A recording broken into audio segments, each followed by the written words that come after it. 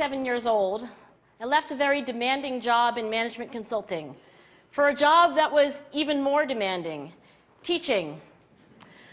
I went to teach 7th graders math in the New York City public schools.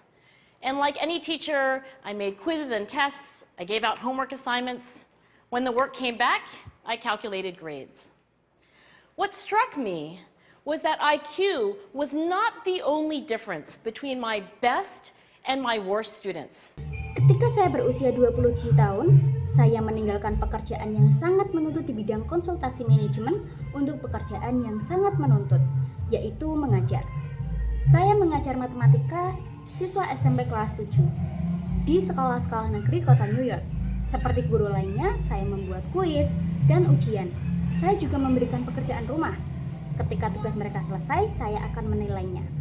Namun yang mengejutkan adalah IQ bukanlah satu-satunya perbedaan di antara siswa terbaik dan terburuk saya. Some of my strongest performers did not have stratospheric IQ scores. Some of my smartest kids weren't doing so well. And that got me thinking.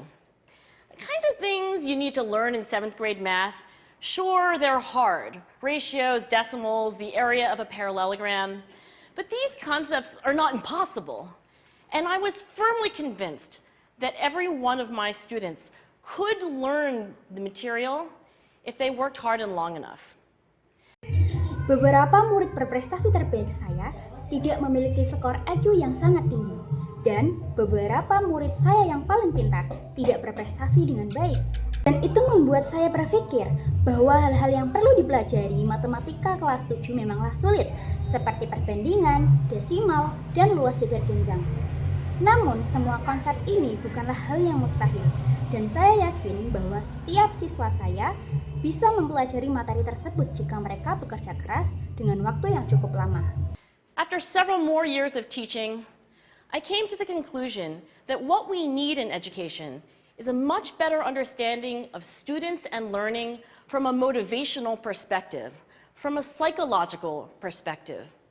In education, the one thing we know how to measure best is IQ. But what if doing well in school and in life depends on much more than your ability to learn quickly and easily?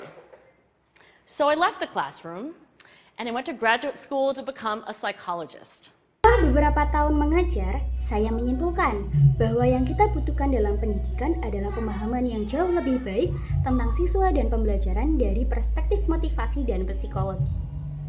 Dalam pendidikan, satu hal yang paling kita kuasai untuk diukur adalah IQ. Namun bagaimana jika keberhasilan di sekolah dan di dalam kehidupan bergantung pada lebih dari sekedar kemampuan Anda untuk belajar dengan cepat dan mudah? Oleh karena itu, saya meninggalkan kelas dan melanjutkan kuliah untuk menjadi seorang psikolog. I started studying kids and adults in all kinds of super challenging settings. And in every study, my question was, who is successful here and why? My research team and I went to West Point Military Academy. We tried to predict which cadets would stay in military training and which would drop out. We went to the National Spelling Bee and tried to predict which children would advance farthest in competition. We studied rookie teachers working in really tough neighborhoods, asking which teachers are still going to be here in teaching by the end of the school year. And of those, who will be the most effective at improving learning outcomes for their students? We partnered with private companies asking which of these salespeople is going to keep their jobs and who's going to earn the most money. Saya mulai belajar tentang anak-anak dan orang dewasa dalam berbagai lingkungan yang sangat menantang. Dan di dalam setiap penelitian, pertanyaan saya adalah siapa yang berhasil di sini dan mengapa? Saya dan tim peneliti saya pergi ke akademi militer. Kami mencoba memprediksi kodet mana yang akan tetap mengikuti pelatihan militer dan mana yang akan keluar. Kami pergi ke lomba ejaan nasional dan memprediksi anak-anak mana yang akan melaju paling jauh dalam kompetisi. Kami juga meneliti guru-guru baru yang bekerja di lingkungan yang sangat sulit, menanyakan mana guru yang masih akan mengajar hingga akhir tahun ajaran dan siapa yang paling efektif dalam meningkatkan hasil belajar siswa mereka. Kami bermitra dengan perusahaan swasta dan bertanya, siapa di antara para pekerja penjualan yang akan mempertahankan pekerjaan mereka dan siapa yang akan mendapatkan uang paling banyak. In all those very different contexts, one characteristic emerged as a significant predictor of success.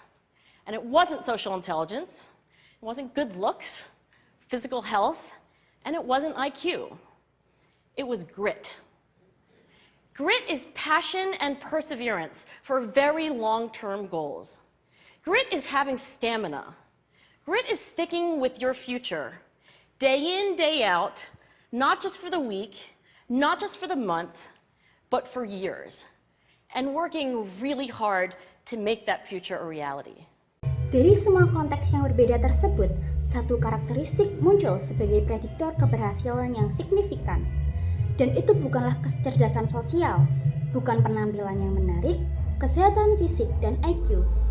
Itu adalah ketekunan. Ketekunan adalah semangat dan kegigihan untuk mencapai tujuan jangka panjang dan memiliki daya tahan.